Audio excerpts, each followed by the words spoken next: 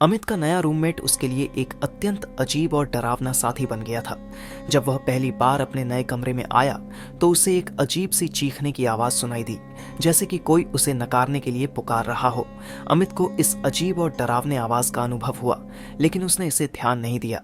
वह सोचता था कि यह शायद सिर्फ उसकी मानसिक उत्पीड़न का परिणाम है, क्योंकि वह हाल ही में एक भयानक दुर्घटना का शिकार हुआ था।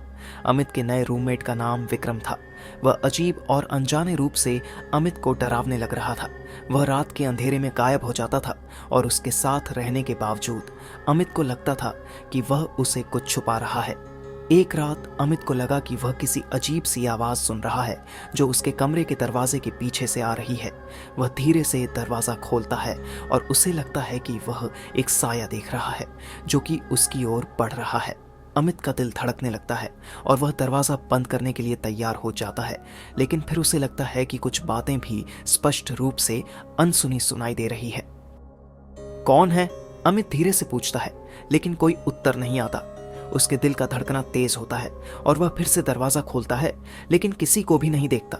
अचानक वह एक अजीब और भयानक महसूस करता है, जैसे कि कोई उसके आसपास है और उसे देख रहा है। उसके सामने कोई नहीं होता, लेकिन उसके अंदर की डर उसे उठाने लगती है। अमित ने अपने रूममेट को उसके अजीब और डरावने रूप के बारे में बताया, लेकिन वह उसको ध्यान नहीं देता। उसका रूममेट अजीब और अनजाने तरीके से उसको निरंतर परेशान करता रहता है और अमित को लगता है कि वह उसकी जिंदगी से कुछ छुपा रहा है। एक रात अमित ने अपने रूममेट को अपने सपनों के बारे में बताया, जिनमें वह उसे देखता है जैसे कि वह उसकी जिंदगी का हिस्सा है।